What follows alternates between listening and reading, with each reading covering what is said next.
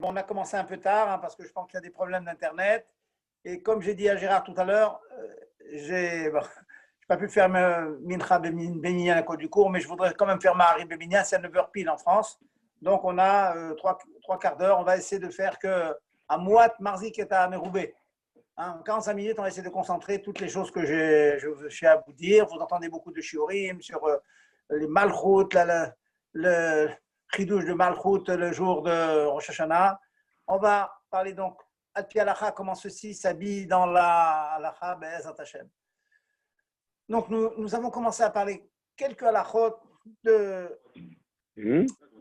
début de Rosh Hashanah. Début de Rosh Hashanah. Écoute, d'accord. Tu le lis là? Alors, je vous ai dit la semaine dernière, une petite révision, une petite chazara, que bon, il y a toutes sortes de shinouim, de changements dans la tfila d'abord de Rosh Hashanah et dans la tfila de Aseret et Metchouva.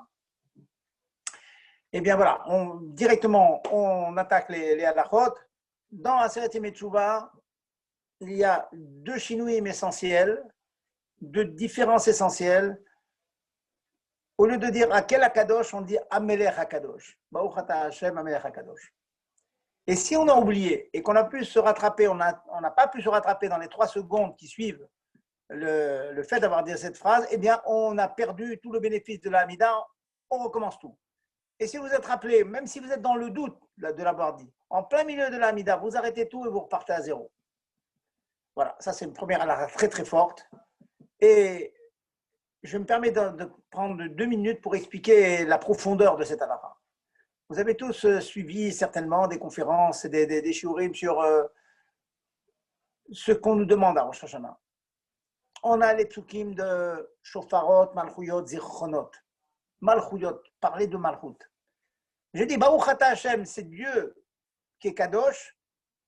C'est pas suffisant, il faut dire Meler. Qu'est-ce qui est plus grand, Dieu ou Meler? Apparemment, Akel, c'est un nom divin. C'est plus encore que Meler.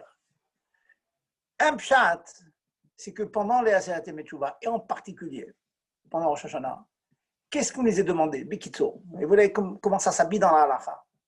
On nous demande un yesod pashut qui s'appelle Kabbalat Ol Malchut Shamayim. Toute la nuit on réfléchit, on fait la chot, on essaie de comprendre, mais au début, pour renouveler l'alliance fabuleuse qu'on a contractée avec Dieu, Dieu nous demande Kabbalat Ol, le joug divin. C'est un mot galvaudé qu'on entend Kabbalatol, oui, on fait Kabbalatol. Non. Kabbalatol, c'est un mouvement général. C'est un mouvement fabuleux qui est demandé aux Juifs, qui est très très difficile. Je vais descendre ça dans une sens très simple. On a vu la semaine dernière qu'on ajoute les David, un petit mismo. On ajoute 3 télim, Mina Kraban, 3 télim par jour jusqu'à le finir à Yom Kippour. J'ai entendu les gens dire, oh, ok, bon, aujourd'hui, je n'ai pas eu le temps de le faire, c'est pas bien grave, un télim en plus. Voilà. Petites choses comme ça. La seule réponse à cette réponse, c'est tellement important, c'est Kabbalatol. On te demande de faire ça, ne cherche pas. Prends le joug sur toi. C'est un mouvement très très difficile. Des fois, on a des choses très très importantes. On a le Birkat Amazon à faire. Avant le Birkat Amazon, on dit un petit misbor. Les jours du Yom Tov, les jours de Chol, un autre misbor. On est pressé parfois, c'est pas très grave, on a une affaire importante à faire, on a shlichut à faire, on a parlé à un juif. On a envie de le sauter. Non, Kabbalatol. Prends le hol sur toi. Dans toute ta vie, il y a ce mouvement qui nous est demandé, qui est très dur, qu'il y a certaines choses qui nous sont demandées, on ne discute pas sur ces choses. On les fait. Parfois, pas avec un élan, un zèle, une chaleur que l'on devrait avoir, mais il faut le faire. Ça s'appelle Kabbalatol. Et ce concept-là de Kabbalatol, c'est prendre la malchut d'Hachem. Il est tellement important pendant la Aseret et Metchouva que les Chachamim ont dit que si tu oublies de dire Meler, tu oublies de dire tu as un roi sur la tête. J'ai eu le mérite, j'ai eu des amis qui m'ont emmené dans un pèlerinage au Maroc pendant cet hiver-là. Et j'ai vu comment les gens du Maroc, par rapport au roi, ils ont ce vieux concept qui est marqué dans les livres de Chassidut qui s'appelle Malchut. Ils tremblent devant le roi. Nous, malheureusement, on a vécu en démocratie et tout, on tremble devant rien du tout, malheureusement. J'ai vu des gens, le roi, un mot du roi, c'est tout, on tremble. Dvar Meler, on ne discute pas. C'est ça qu'il faut. Et à tel point que si on a oublié de dire Amelech HaKadosh, ça veut dire qu'on a oublié que l'essentiel de ces 10 jours, c'est Kabbalatol, on a perdu. On a perdu la Amida, on recommence Amida. C'est très fort, très très fort. Vous voyez comment une petite halakha est tellement, tellement profonde. Je vais un peu plus loin. On dit, un peu plus loin, quelques brachot plus loin, on dit Meler Oev Tzedaka Mishpat dans l'année. Un roi qui aime la Tzedaka, la charité, le Mishpat et le jugement. Cette fois-ci, on nous demande un petit changement. On nous demande Ha-Melech Ha-Mishpat. Ha-Melech Ha-Mishpat. J'ai dit Meler Oev Tzedaka Mishpat, c'est un roi qui aime le jugement et la justice. Non, là, il faut dire le roi de justice. Le roi, notion de royauté, notion de Kabbalatol, encore une fois. Là, c'est un peu plus doux, parce qu'on a mentionné quand même Meler, Oev, Tzedaka Mishpat. On a dit le mot Meler. Le mot Meler a été mentionné, donc on a pris la malchoute sur soi, mais on l'a mêlé avec d'autres concepts, avec Oev, Tzedaka Mishpat. Donc, ce n'est pas aussi bien.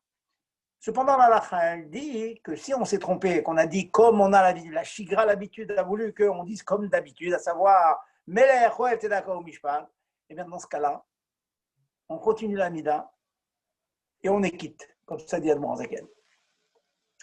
Cependant, il ajoute Tov lachazor.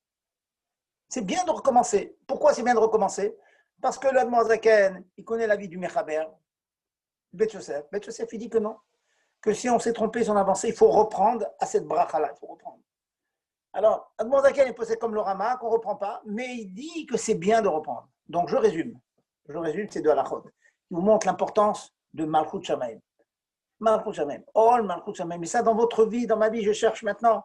Combien de fois on est porek Ol? Le Rabbi Rachab, un juif, on lui demande d'avoir Kabbalatol. Parce que, avec notre intelligence, avec nos réflexions, les questions, les couchiottes que l'on a, si on n'a pas cette Kabbalatol, de dire que d'abord et avant tout, on obéit au roi. Et après, au Hachem, le juif est un peuple intelligent. Amnavon, Vechacham, il va réfléchir. Au Hachem, on est réputé pour être intelligent. Donc, Amelech HaMishpat, pardon. Donc, Amelech HaKadosh, on doit le dire, et c'est impératif, c'est Me'akev. Si on a dit Akel, HaKadosh, on recommence toute la Mida, si on ne s'est pas rattrapé dans les 3 secondes. Et Amelech HaMishpat, si on s'est trompé, qu'on a dit Melech Oev Tzedaka Mishpat, on continue toute la Mida, on est quitte. Mais, nous dit Admor Zaken, c'est bien. Alors, c'est bien, qu'est-ce que ça veut dire, c'est bien? Si vous ne l'avez pas fait, c'est pas mal. Mais si vous voulez être Me'ader Bamitzvot, c'est bien de recommencer toute la Amida. Et le Amelech HaKadosh, c'est inclus aussi dans Rosh Hashanah Kippour. Si à Rosh Hashanah ou à Kippour, vous avez dit à quel HaKadosh, vous recommencez toute la Amida. C'est énorme. Dans le Moussaf, imaginez, vous oubliez dans le Moussaf, il faut prendre tout le Moussaf. Voilà, les deux halachot que je révise, dont on a parlé la semaine dernière. On a fini l'Amida. Bien sûr que dans l'Amida, il y a beaucoup d'autres rajouts. Beaucoup d'autres rajouts. Les autres rajouts, si on a oublié, on continue quand même. Bon, on continue quand même. Ils ne sont pas fondamentaux. Je ne vais pas rentrer dans tous les détails. Si on peut rattraper certains, mais en tout cas, c'est jamais Me'akev. Si vous avez oublié, on ne recommence pas l'Amida, si ce n'est pour les cas que je viens de vous dire maintenant. Voilà donc on a terminé l'Amida. À Rosh Hashanah, que chaque minute compte.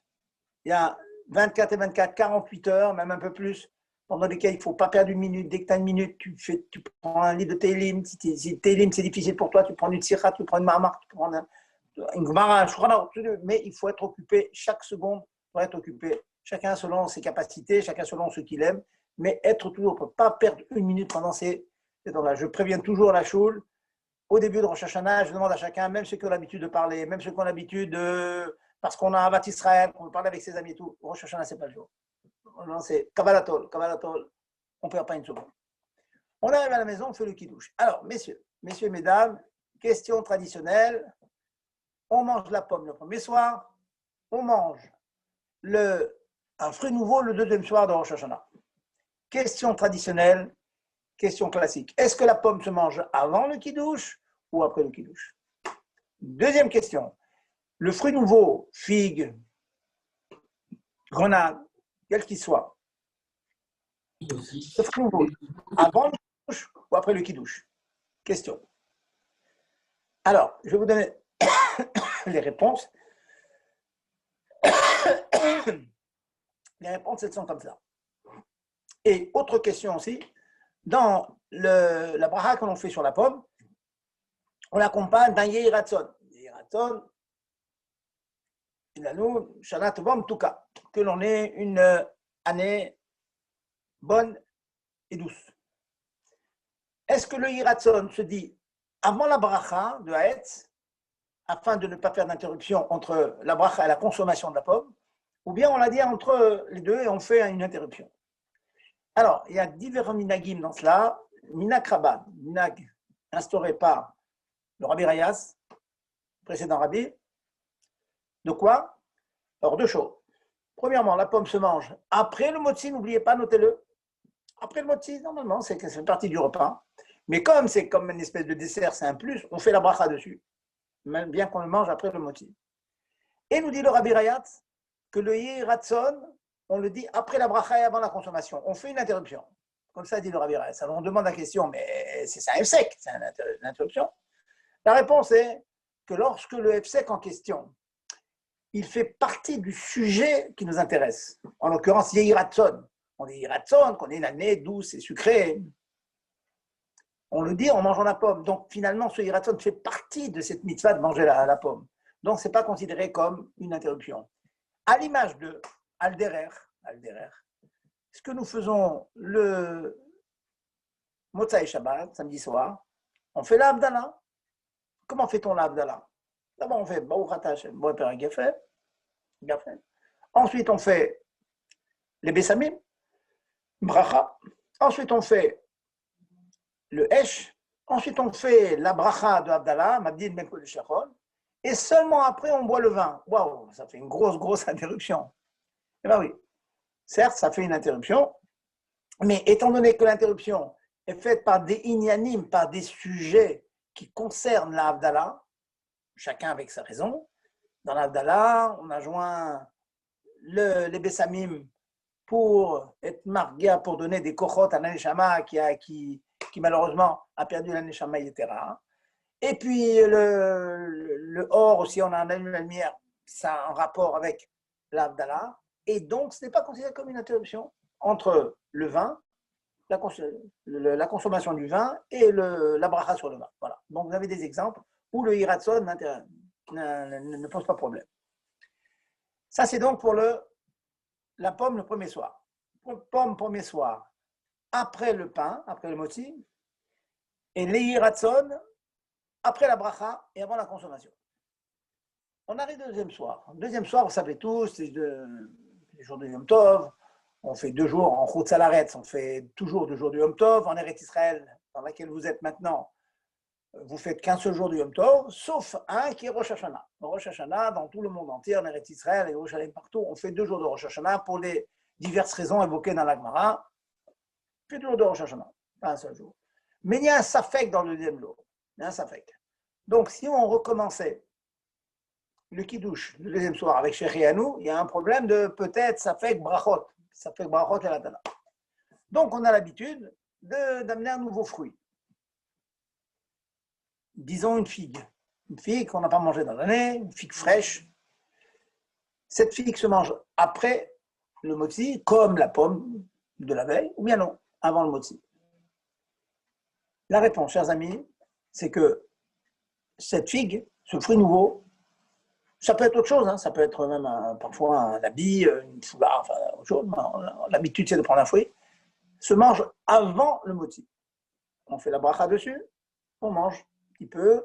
Certains sont makpides pour diverses raisons à manger un kazaït et de faire la bracha après. Pourquoi? Ben, la réponse est simple.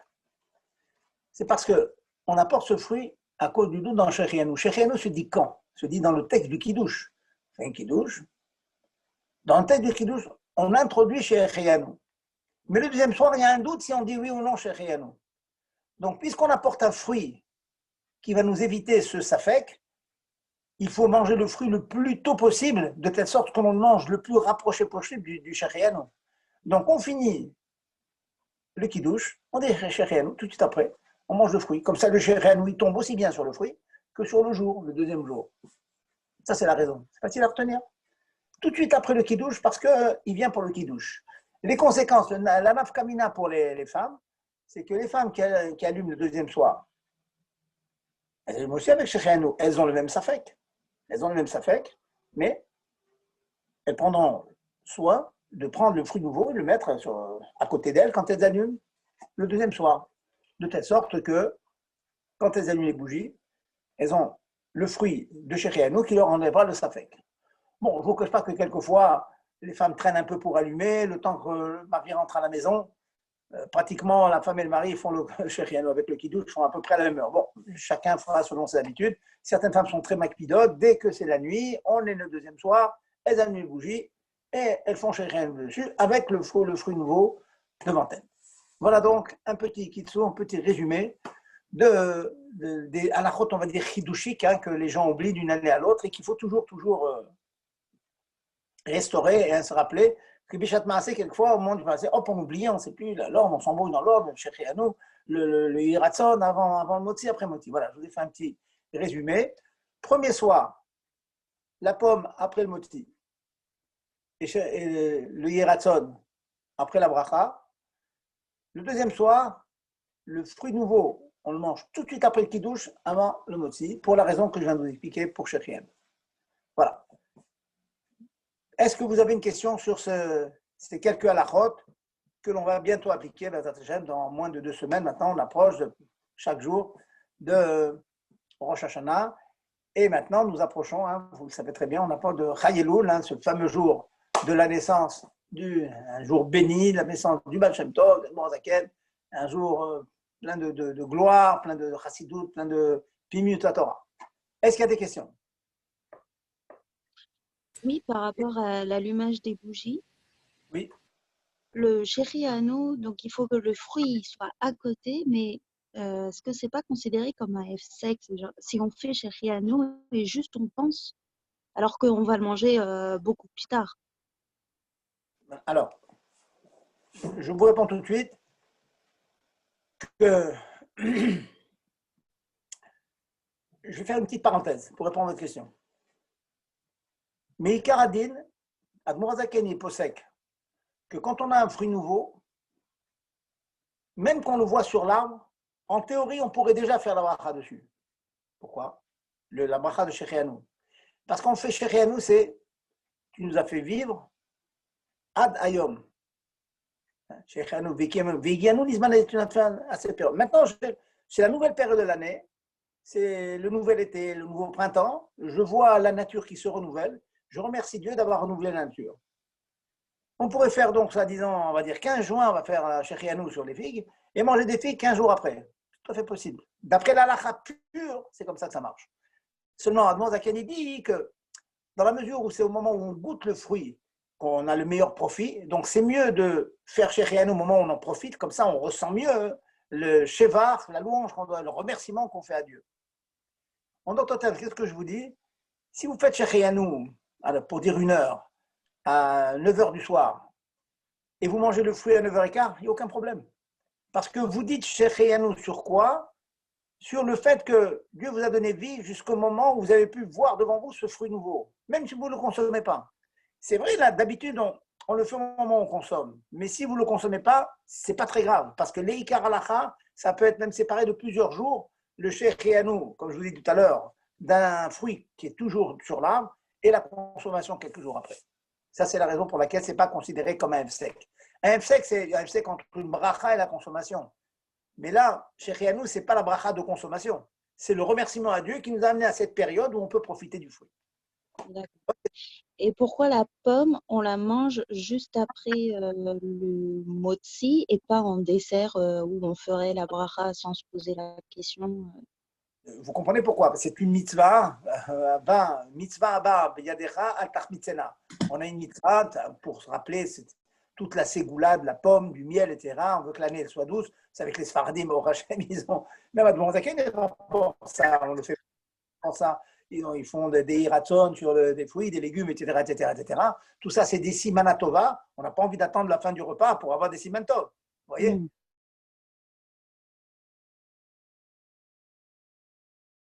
Si on veut souhaiter, allez-y.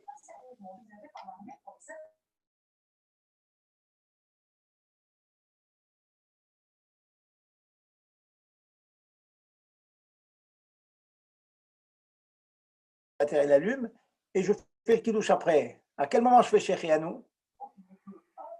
Eh bien, dans ce cas-là, pour un homme, je parle, pour une femme, un homme, il fera Shechianu.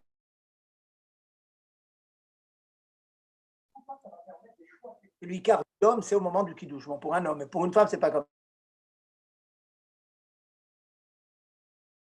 ça. À la fin du kidouche, bien sûr, parce que le Shechianu se fait à la fin du kidouche. Vous entendez une bracha de quelqu'un, dire Amen, ça veut dire ainsi soit-il, ça veut dire c'est vrai, c'est tout, c'est un Shevar d'Hachem. C'est pas un petit bout.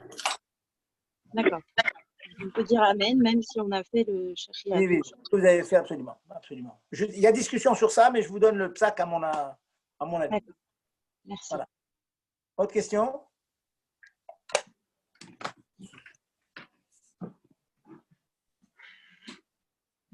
Pas de questions? Bon. Alors, on va continuer. Bon, maintenant, bien sûr, ensuite, il y a le repas.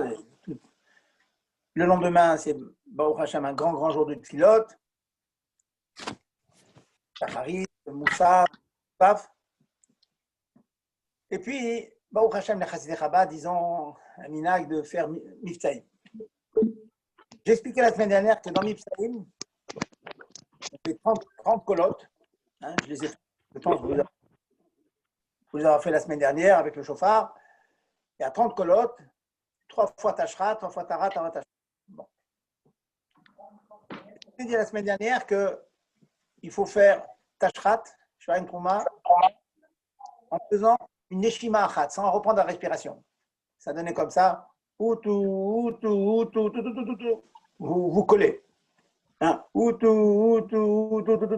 Ça doit être collé. À la choule, on fait comme ça après la bracha, mais pendant le moussaf, une partie en tout cas, on prend 2 respirations. On prend la respiration. Pourquoi je vous rappelle tout ça? La première solution, elle est l'écoulée alma, d'après tout le monde. Donc pour Miftaïm, on choisit la première solution de faire Beneshima Achat, sans reprendre la respiration. Et donc ça fait 30 colottes. Alors, la question qu'on m'a demandé, parfois des gens passent beaucoup de temps à faire Miftaïm, vont d'une maison à l'autre, d'une maison à l'autre, et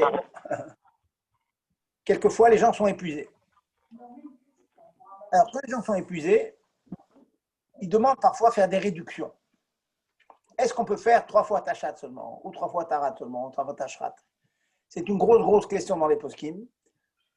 Je vais vous dire ce qui me semble être bien. Encore une fois, hein, j'insiste sur le fait, je parle d'une personne qui peut plus. Ça y est, il n'a plus la force de faire 30 colottes. Il lui reste à peine un peu de souffle pour en faire 10, 9 ou 10. Alors, il semblerait, je dis avec prudence, parce qu'il y a beaucoup de discussions sur ça dans les poskim, il semblerait que la meilleure solution pour quelqu'un qui veut faire le minimum vital, en espérant que l'on soit quitte, c'est de faire 3 fois Tashrat. Il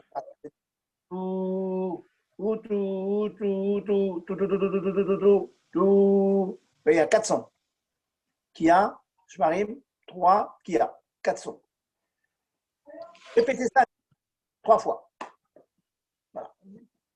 Si vous faites ça d'après de nombreux poskim, ça marche. Bien que, puisqu'on a fait 3 fois Tashrat, il semblerait qu'on ne devrait pas être quitte de Tachat.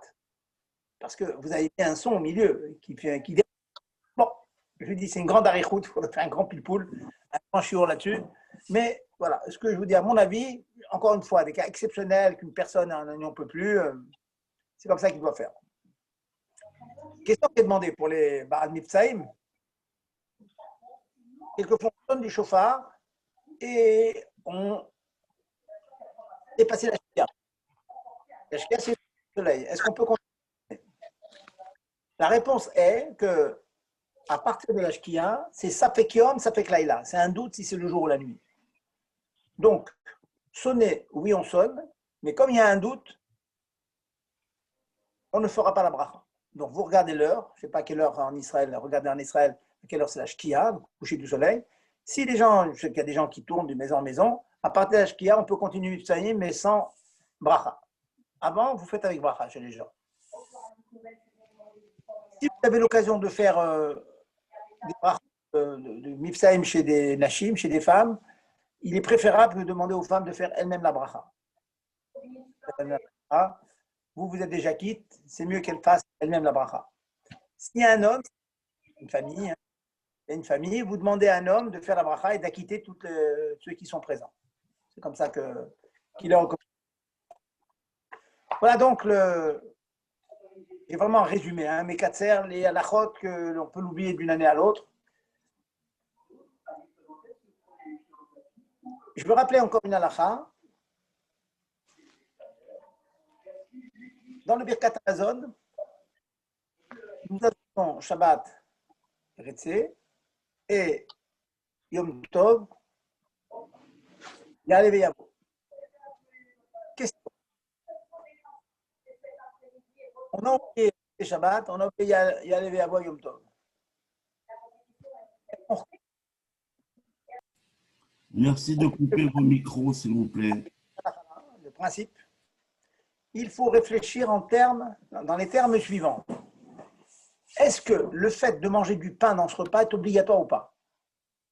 Est-ce que c'est un repas avec du pain obligatoire ou pas? On va faire le compte. Vendredi soir, on est obligé de manger du pain. Samedi midi, on est obligé de manger du pain. Souda Chichi, il y a des marloquettes, il y a des discussions, plusieurs chitotes. Yom Tov, le soir, on est tenu de manger du pain. Le midi, on est tenu de manger du pain. Comme on est tenu de manger du pain, donc on est tenu de faire. C'est pas possible de ne pas faire un Birkat Hamazon. Donc, le rajout qui est prévu, Yom Tov, c'est Ya'aleh Veyavo. Shabbat, c'est Retzé. Ce rajout-là, il est indispensable puisque vous ne pouvez pas ne pas manger du pain. On ne parle pas des malades, des gens normaux. Oui. Donc, si vous oubliez Retzé, Shabbat, on recommence tout, le Birkat Hamazon. Si vous oubliez Ya'aleh Veyavo, vous recommencez le Birkat Hamazon. Donc, tâchez de ne pas l'oublier. Pas chaud, on recommence. Là, il y a une petite exception, très intéressant. Encore une fois, c'est Marloquet, Mishaborad, Morazaken. Je vous donne le psaque de Morazaken. Rosh Hashanah, c'est un petit peu différent. Rosh Hashanah, dans la théorie, on pourrait faire un Ta'anit Tshuva et ne pas manger le jour de Rosh Hashanah. Malgré le fait que Rosh Hashanah, c'est un jour de. C'est un Yom Tov. Certaines chitotes pensent qu'on a le droit de jeûner. Dans la mesure où il y a certaines chitotes qui pensent qu'on a, oui, le droit de jeûner, donc ça veut dire, c'est possible, ça existe, qu'on ne soit pas obligé de faire Birkat Hamazon, puisqu'on peut ne pas manger du pain. Donc, dans la mesure où ça existe, ces chitas-là, Admor Zaken dit, écoutez bien, si on a oublié Ya'aleh Veyavo le jour de Rosh Hashanah, on n'est pas obligé de recommencer le repas du midi. Alors vous demandez, pourquoi le repas du midi et le Rosh Hashanah la veille, le soir, on peut jeûner? Réponse, non. Pourquoi non? Parce que un kiddush et l'abîme comme Seouda, on ne peut pas faire kiddush et kiddush que si on a fait une Seouda. Donc le soir de Rosh Hashanah, on est tenu de manger du pain. Puisqu'on est tenu de manger du pain, si on oublie à lever avant, alors on recommence. Par contre, le midi, qu'en théorie, il existe des chitotes qui pensent qu'on pourrait faire Ta'anit, on ne recommence pas. Pour résumer, c'est très simple. Tous les repas du Yom Tov, le soir et le midi, on oublie à lever avant, on recommence. Une seule exception, Rosh Hashanah, le midi seulement. Les 2 jours de Rosh Hashanah, le midi, si on oublie à lever avant, on ne recommence pas. C'est très technique ce que je vous dis, je vous l'accorde. Mais bon, comme je vous dis, c'est Kabbalatol, il faut apprendre ces choses-là, c'est bien. C'est un grand gueshmak, c'est un grand plaisir aussi de connaître tous ces détails, comment ça fonctionne, comment les Chachamim ils ont mis tout leur cœur, toute leur neshama, toute leur kdusha pour qu'on fasse les mitzvot comme il faut. Ça, c'est donc pour le Birkat Hamazon de toutes nos fêtes. Tâchez de ne pas oublier quand même. Sachez aussi que si vous avez oublié Ya'aleh Veyavo ou Retzé Shabbat, il y a une bracha de rattrapage. Mais ça, c'est à condition que vous n'ayez pas commencé la 4e bracha du Birkat Hamazon. Si vous avez commencé, il faut, comme je vous dis, tout recommencer. Mais sinon, il y a une bracha. Regardez dans le site, c'est marqué Baruch Ata Hashem. pour finir ce que je suis en train de vous dire, quels sont les cas où les repas ne sont pas obligatoires et donc, le repas avec du pain, disais-je, ne sont pas obligatoires et donc je ne suis pas obligé de recommencer si j'oublie le Birkat Hamazon. Il n'y a pas 36. Hein. C'est, premièrement, Rosh Chodesh, on dit Ya'aleh Ve'avo si on mange du pain. Eh bien, si vous avez mangé du pain Rosh Chodesh et vous avez oublié les Ve'avo, on ne recommence pas Birkat Hamazon. Pourquoi? Tout simplement parce que je ne suis pas obligé de manger du pain. C'est bien, c'est mitzvah, tout ce que vous voulez, mais ce n'est pas un chiyuv, ce n'est pas une chova de manger du pain. Dans la mesure où ce n'est pas une chova de manger du pain, donc je ne suis pas obligé, en théorie, de faire birkat. Donc si j'oublie le rajout, je ne recommence pas. Quels sont les autres repas où je ne suis pas tenu de manière obligatoire à manger du pain? C'est tout simplement Chol HaMoed. Chol HaMoed, c'est très bien de manger du pain. À Chol HaMoed. À Pessar, c'est très bien de manger des matzot pendant Chol HaMoed. À Soukot, c'est très bien de manger du pain dans la souka. On fait les chèvres à souka, oui. Mais Chol HaMoed, ce n'est pas obligatoire de manger du pain.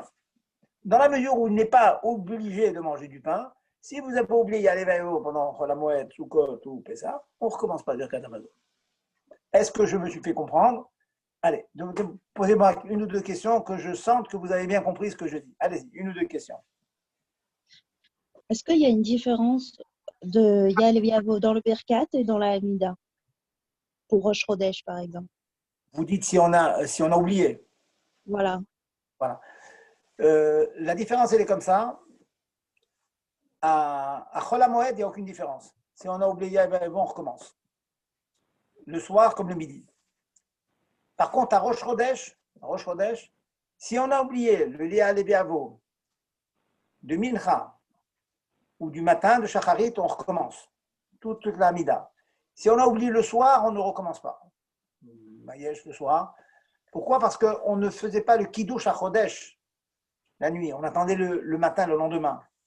Donc nous connaissons les dates, donc on se permet de dire Ya'aleh Ve'avo de manière prématurée avant. Mais si on a oublié, on n'a pas fait une vraie faute parce que c'est dans la théorie pure, c'est que le lendemain que ça va être le vrai Rosh Chodesh.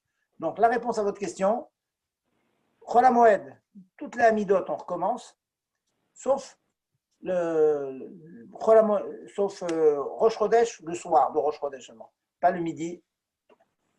Donc il y a une différence entre la Hamida et le Birkat. Voilà, c'est la différence entre le Hamida et le Birkat. Il y a une petite différence, oui. C'est-à-dire que pour le Birkat, on ne recommence pas Chol HaMoed si on a oublié, mais pour la Hamida, on recommence. Par contre, le Ya'aleh Ve'avo de la Hamida, il est indispensable, fait partie intégrante de la Tfila de Chol HaMoed, donc si on a oublié, on recommence. Et est-ce que le jour de Rosh Hashanah, c'est mieux de ne pas prendre le petit déjeuner avant la Misa du Shofar? Bon, ça, c'est déjà une autre question. Bon, nous savons, nous, que nous avons l'habitude, chez Chabad, Shabbat, de manger un petit quelque chose, un petit morceau de gâteau pour avoir des kochot. Bon, bien que vous savez très bien que dans le rov des Keilot, pas de manger avant. Bon, nous, on a des oraux, des réveillés, mais ils insistent en plus nos réveillés pour qu'on mange le Shabbat pour être en forme. Hein, le fameux mot du Tzemar Tzedek, il vaut mieux manger pour prier que prier pour ensuite vite prier pour aller manger. Bon, c'est un mot très très connu.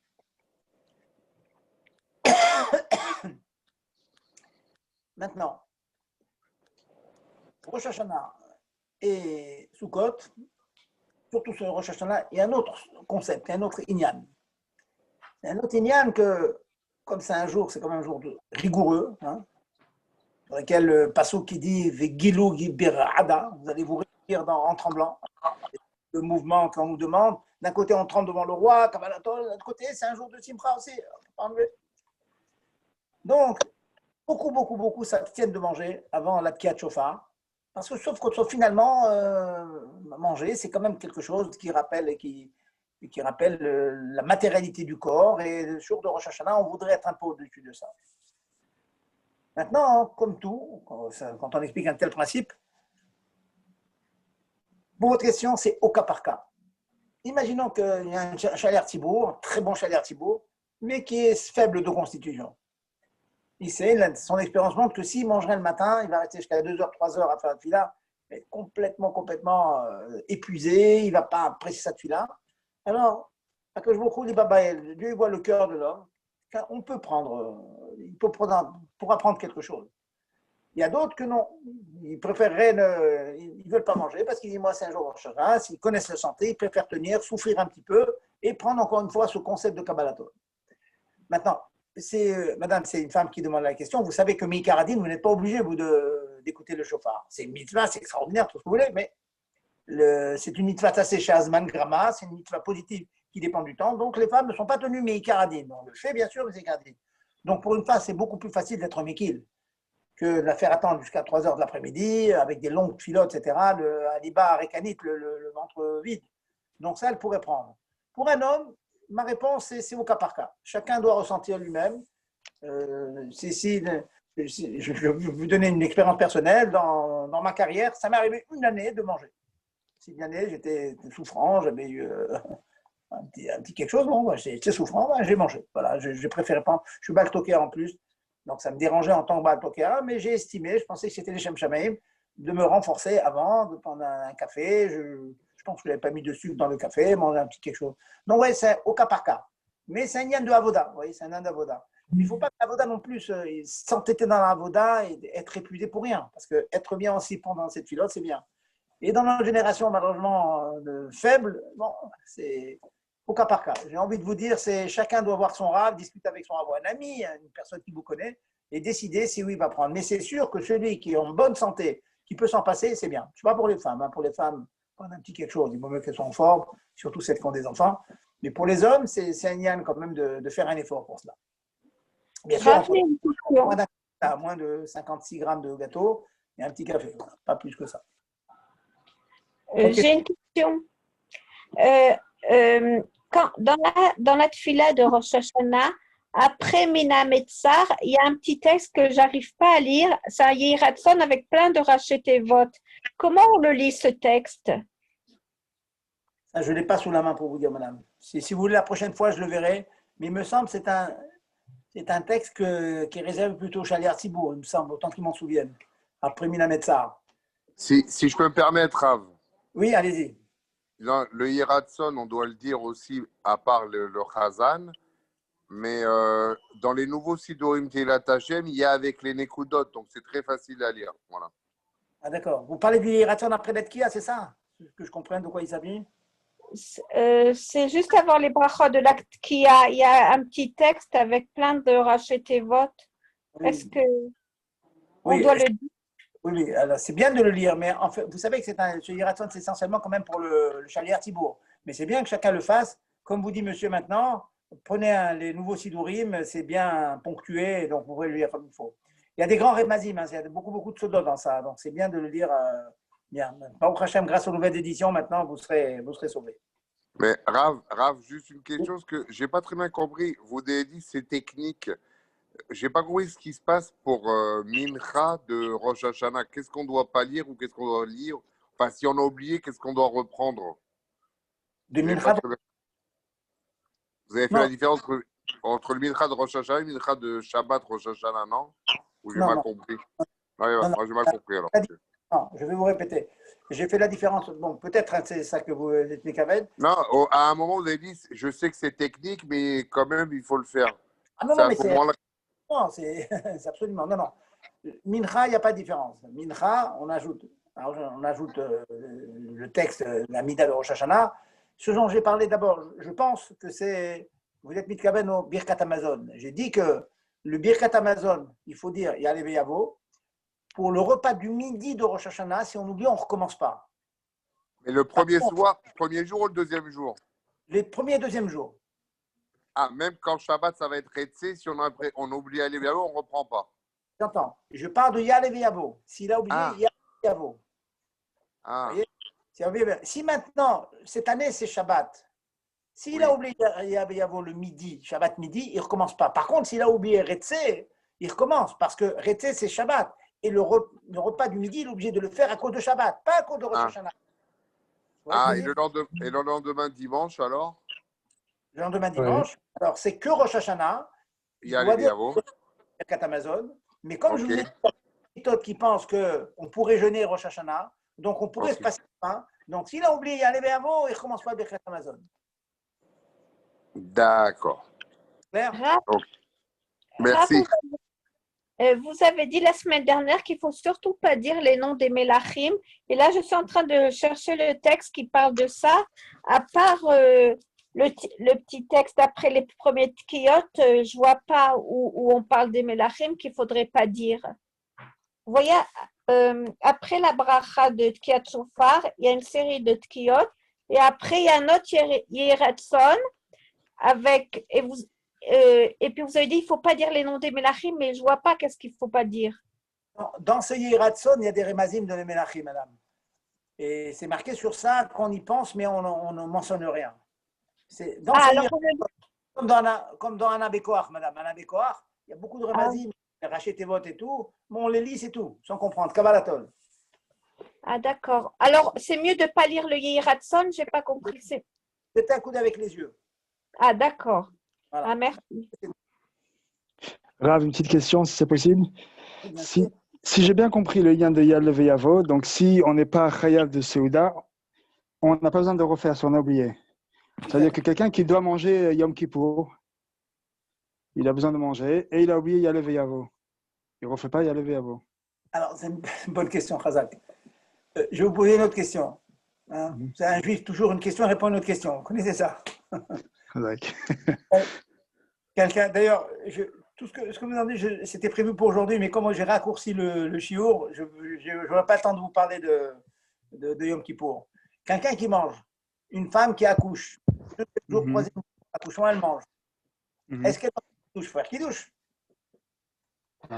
La réponse est que Chachamim Lutiknu. Elle a le état de manger sans problème. C'est mise à manger, elle mange, donc elle veut, elle fait les netilat, elle motzi, elle bechet Amazon. Mais ils n'ont pas été métaken le Inyan de Kiddush. Ça veut dire, comme c'est un repas, si je veux dire fortuit, c'est un repas que normalement, dans la théorie pure, elle ne devrait pas faire, ils n'ont pas voulu donner le kavod de faire un Kiddush.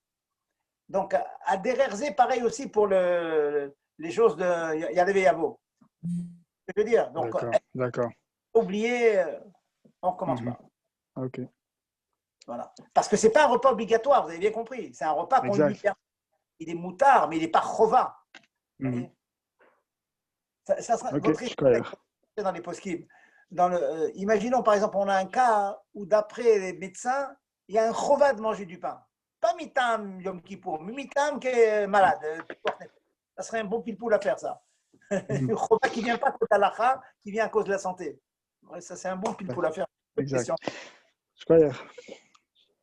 Une chose pour il n'y a pas beaucoup, c'est pas comment dire, il faut pas se prendre la tête beaucoup. Un café avant les tkiyot, on peut quand même, sans manger quoi que ce soit.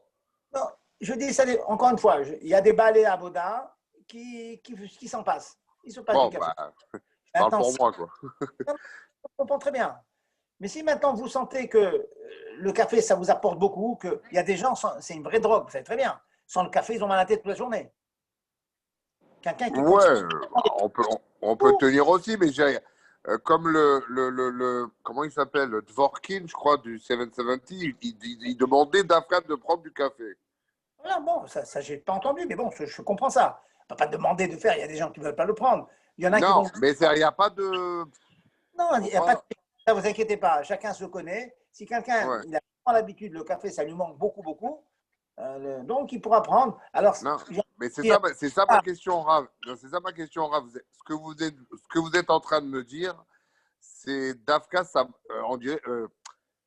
ce Rosh Hashanah, je n'ai pas le droit parce qu'on peut tenir quoi qu'il arrive, on ne va pas mourir sans café. Vous avez compris ce que je veux dire? Donc là, ce que vous venez de dire, moi, tous les ans, je le prends. Non, sans manger rien, hein, juste café, hein, je parle. Hein. Je vais être plus doux là, je vais être plus doux. On ne parle pas de mourir. On ne parle pas de mourir, on ne parle pas de ça. Non, mourir. Non, mais on s'entend. Il y a des gens sans le café, ils ne sont pas bien toute la journée. Vous voyez? Maintenant, si c'est un petit effort, vous voyez, vous sentez que vous avez fait un petit shtikel ishtadlout. Un petit. Pourquoi pas? J'ai envie de vous dire, voilà, on va couper le Rav Gourovitch, René Bracha, le ménage de Betrivka. C'est un grand marmire, merci de notre foi, est un grand marmire. Alors, quand il voulait faire cet effort, il dit bon, allez, je vais prendre le café, mais sans sucre. Juste pour dire qu'il fait quelque chose, tu vois. Avoda, c'est bien de Avoda, vous voyez. faire un petit effort, faire un petit quelque chose sur soi. Encore une fois, je ne suis pas en train de donner des halakhot, c'est plus des etzot maintenant, vous voyez. D'accord. Maintenant, si quelqu'un il va être pas bien, je connais un qui est malade, le pauvre, il est effondré sur la chaise pour Rosh Hashanah, je lui dis, pour un café, pour un morceau de gâteau, c'est tout. C'est pas une mitzvah de se faire souffrir, pas du tout. Voilà. Et Alder Herzé, puisqu'on parle de caféine, la nicotine. Quand vous voulez, avec un chewing-gum. Non, une cigarette. Attendez. Ça, c'est marqué, ça. C'est marqué dans. J'ai devant moi là, le Sheba Hamodim. Ça, c'est marqué que même ceux qui fument à Yom Tov, j'ai l'occasion de vous donner un shiur sur Yom Tov, il dit que même ceux qui fument Yom Tov, il y a un yann de s'abstenir pendant Rosh Hashanah. C'est une yann de Kabbalah. Ah oui, on se fait juger, c'est normal, oui, c'est normal. Voilà, c'est quand même Rosh Hashanah. Oui. Je vous pose une question. Si un jour vous êtes devant le roi, vous êtes devant le rabbi. Oui. Ah non, mais je fume pas les 2 jours, moi, au Hachem, donc il n'y a pas de problème. D'accord. Non, c'est stable, je voulais demander comme ça. Bon. C'est sûr qu'il y a un yann. Ah non, ça s'est marqué. Oui. On fait tout pour ne pas fumer. Je sais que c'est très dur. Maintenant, si maintenant il y a un fumeur, il me dit je veux bien vous faire plaisir, mais je vais être capoute pendant 48 heures, j'ai dit non, c'est pas le but non plus. Hein. Pas le but non plus, c'est un jour de Yom Tov, faut être un peu bessimcha. Et Rav, une question et j'en finis avec je vous embête plus. J'ai l'habitude comme ça de ne pas fumer Yom Tov. C'est n'importe quoi ou s'il y a quelque chose, il y a un accord? Très bien. Il a fallu beaucoup d'écriture qui a été dite pour permettre la cigarette pour les fumeurs. Moi, je suis pas au Moi, je ne suis pas fumeur. Je n'ai pas le droit de fumer. Pardon? Mais ils ont dit pour un fumeur, le fait de fumer, ça devient comme achila. C'est un besoin de son corps, donc on lui permet. Mais c'est un chidouche, c'est un fumeur, maintenant c'est devenu comme il est un petit peu drogué par ça, donc on lui permet. Mais oui. Il n'a pas le droit de fumer comme ça, Stam, c'est comme si vous allumez une allumette pour rien. Puisque moi je ne suis pas fumeur. Non. Donc le fait, non, d'abord, Alecha Birkato, c'est très très bien. Ah d'accord, ok, d'accord. Merci. Okay. Voilà. Très vrai, je suis désolé, je vais vous laisser. Il y a un arbitre qui va commencer. Alors, Binéder, la semaine prochaine, je tâcherai de vous passer en revue toute la halachot de Yom Kippour et les shiurim, la femme qui est enceinte, les 3 jours, 7 jours, celui qui a besoin de manger, un diabétique et tout, les quantités, 30 grammes. Ça va être très technique, mais c'est indispensable de connaître ça. Chaque année, on a des vieilles personnes qui m'appellent, Rav Zerbi, j'en peux plus, est-ce que je prends un médicament et tout. On va tâcher de vous donner un shiur complet sur ça, on a une bonne heure. Et peut-être on va choisir une heure où je ne suis pas bloqué avec Mincha ou Mariv. Parce que pour l'instant, je n'arrive pas. Les horaires maintenant, c'est pire entre Mincha et Mariv. Donc, déjà, j'ai fait Mincha à Beyachid. Pour ça que je voudrais faire Mariv Betzibour. Très vrai. Merci beaucoup. Merci beaucoup, Rav. Des bonnes nouvelles et à la semaine prochaine. Amen.